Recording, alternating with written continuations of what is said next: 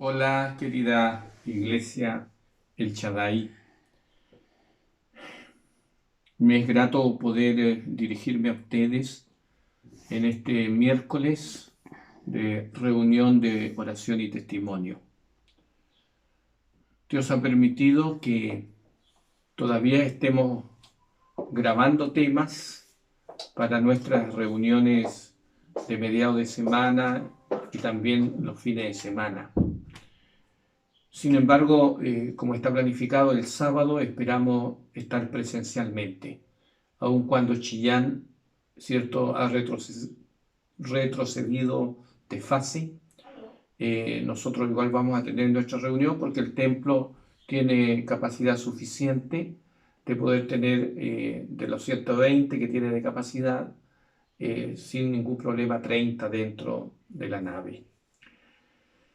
Bueno, han sido días para nosotros no fáciles, han sido días de reflexión, de meditación, de análisis de nuestra propia vida, días donde tantas preguntas, ¿cierto?, han sido planteadas por nuestros propios pensamientos y sentimientos. Nuestra alma ha estado sin duda turbada, a rato entenebrecida, eh, por lo que vivimos el fin de semana pasado, ¿cierto? El deceso, la muerte de nuestro querido anciano y líder de la iglesia, nuestro amado hermano Nelson Ferrada. Él ya descansa, él está, ¿cierto?, durmiendo el sueño de los justos, cerró sus ojos sin duda con la promesa de que él despertará en el día final, como tantas veces lo dijimos en los mensajes que entregábamos a la iglesia y a los amigos que nos acompañaban en los servicios que se hicieron desde el viernes hasta el día domingo. Quisiera en esta hora, queridos hermanos y hermanas, apreciada juventud de la Iglesia Adventista del Shaddai, leer algunos pensamientos de la palabra de Dios que traen para nosotros un mensaje, yo diría, de consolación, de ánimo y de esperanza. Son palabras de Cristo, dichas de manera directa, cuyo registro lo hace Juan en su Evangelio, en el capítulo 14 del Evangelio de Juan, versículo 1, lee una declaración que sin duda es conocida y familiar para todos nosotros, pero que es muy hermosa. El Señor le dijo a los discípulos en la noche anterior a su muerte, porque ellos veían que el rostro de su Salvador estaba revelando que él estaba pasando una hora de profunda angustia, meditación, un profundo pesar. Y los discípulos, al ver el rostro de su maestro, notaron que algo extraño le pasaba a su amado líder, a su amado maestro y salvador. Y al entender el Señor la turbación de ellos, la confusión de ellos, y por otro lado, al conocer el Señor que ellos no lograban entender con claridad el significado de los acontecimientos que se estaban desarrollando en esa misma hora, le dijo a los discípulos estas palabras: no se turbe vuestro corazón, creéis en Dios, creed también en mí. Esta es una declaración realmente maravillosa, es una promesa y es un llamado de Jesús, el Maestro, el Señor y el Salvador, a sus amados discípulos, para que en medio de la prueba que ellos estaban viviendo, estuvieran confiados en que Dios no los iba a desamparar ni los iba a abandonar, y que el Señor siempre cumpliría su promesa fiel de estar con ellos. Él se lo había dicho, se lo iba a repetir después de su resurrección, que Él iba a estar con ellos todos los días hasta el fin del mundo. Y por cierto, aunque el pastor iba a ser separado de las ovejas iban a ser dispersadas, iban a quedar sin pastor, porque iban a herir al pastor. Jesús estaba por morir. Y le hace, cierto, a los discípulos esta promesa maravillosa: no se turbe vuestro corazón. ¿Creéis en Dios? Creed también en mí.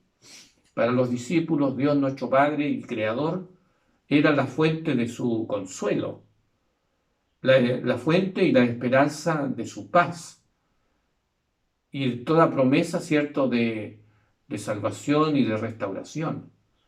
Pero lo que Cristo había venido a hacer a la tierra y que había venido a cumplir era precisamente los mismos sentimientos y anhelos e intenciones del Padre. Y así como ellos creían en el poder del Padre Dios, del mismo modo como estos discípulos creían en Dios, el Señor los invita a creer en Él.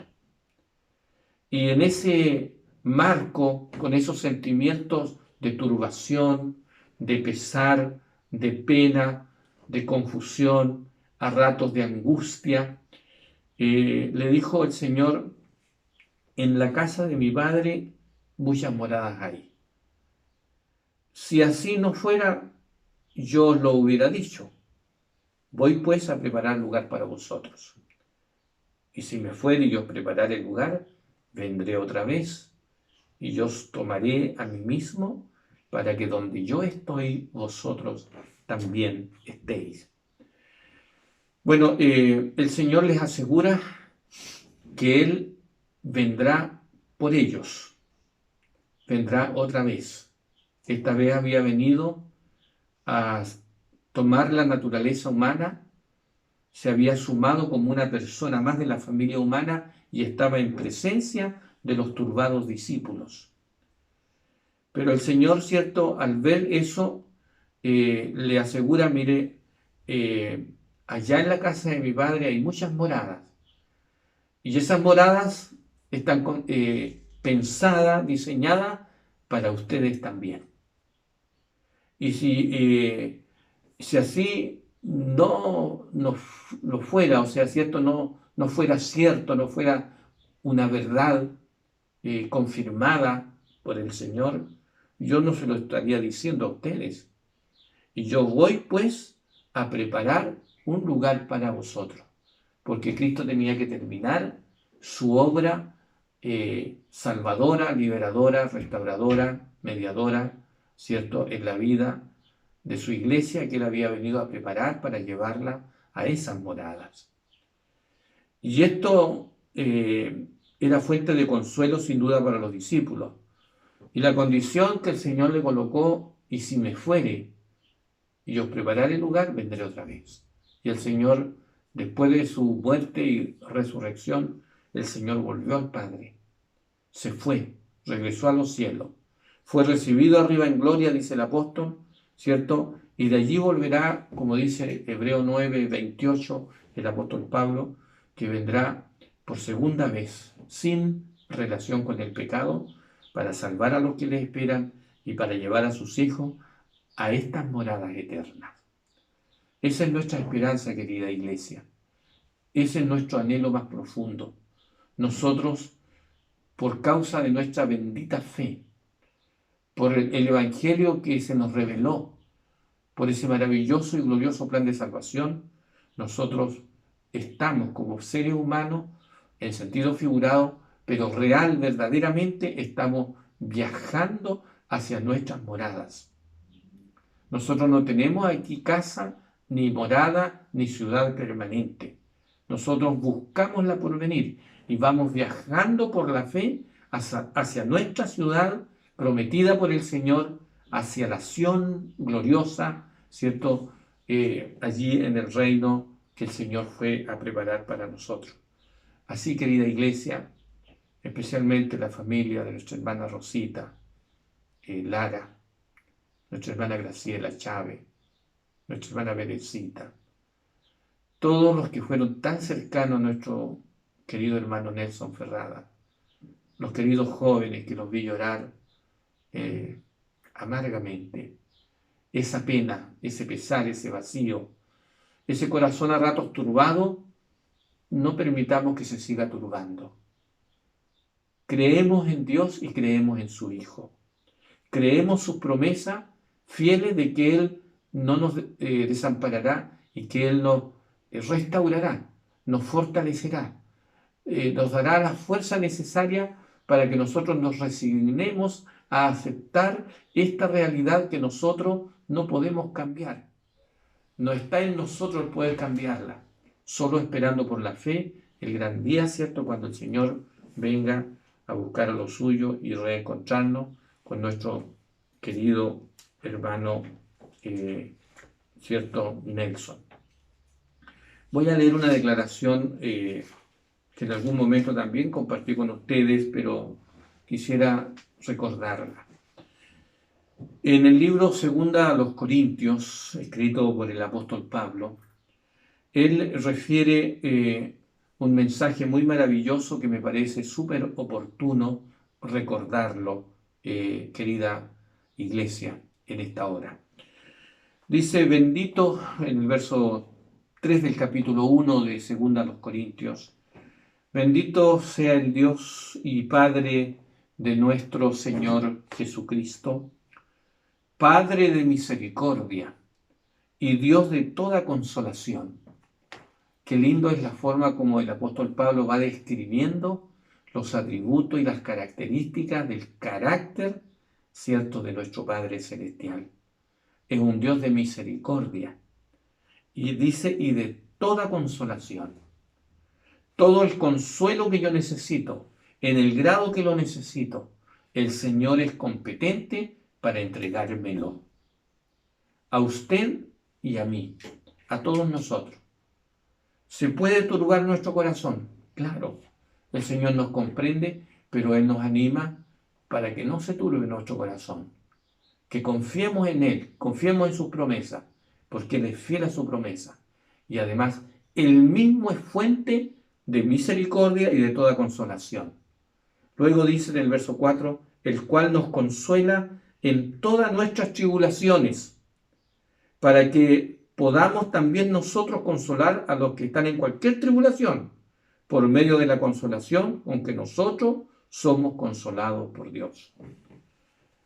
Sí, a mí me ha tocado como ministro vivir experiencias similares como la que vivimos el fin de semana, centenas de veces. Nótese, hermano, no solamente decenas de veces, sino centenas de veces.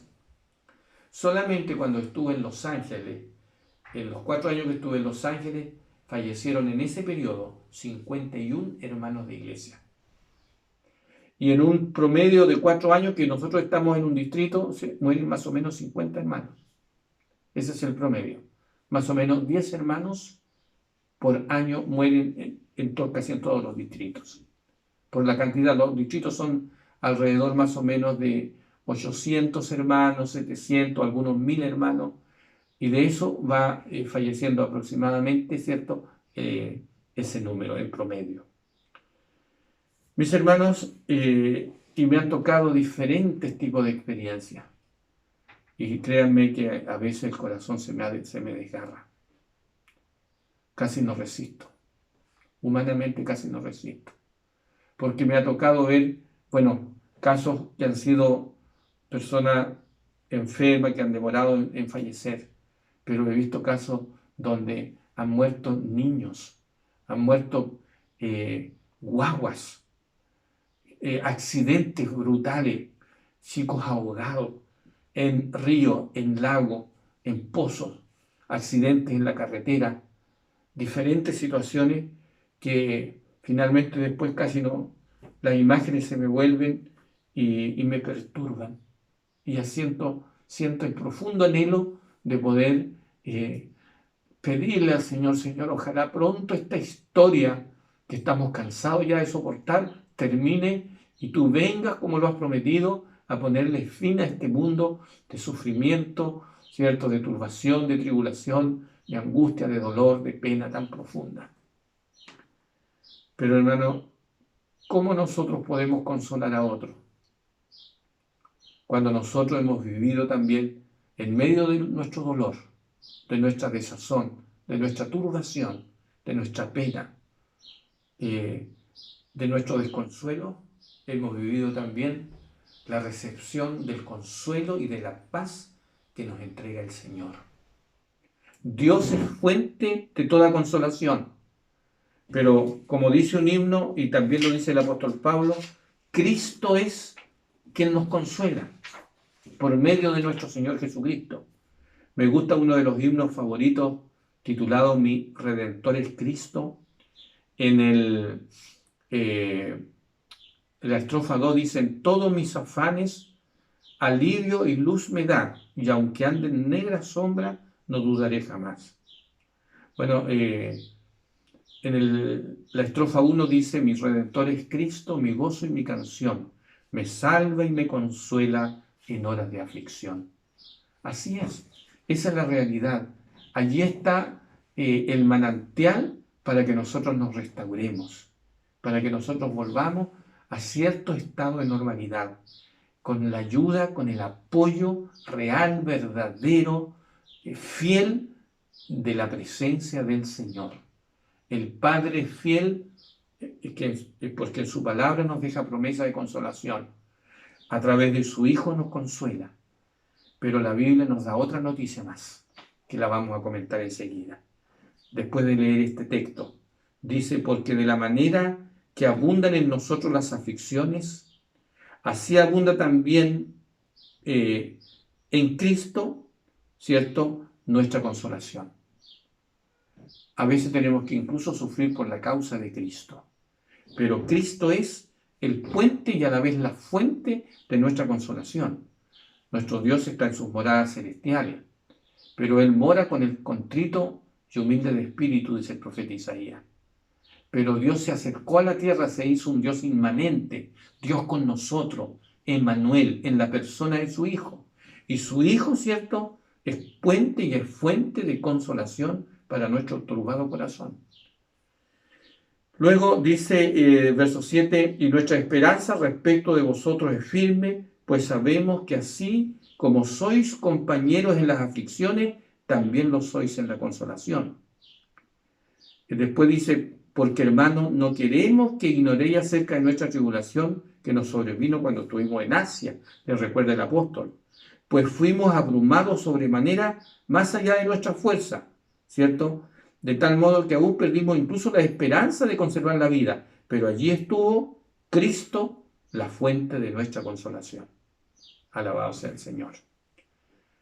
Y el Señor hizo una promesa tan linda que está en el libro de Juan.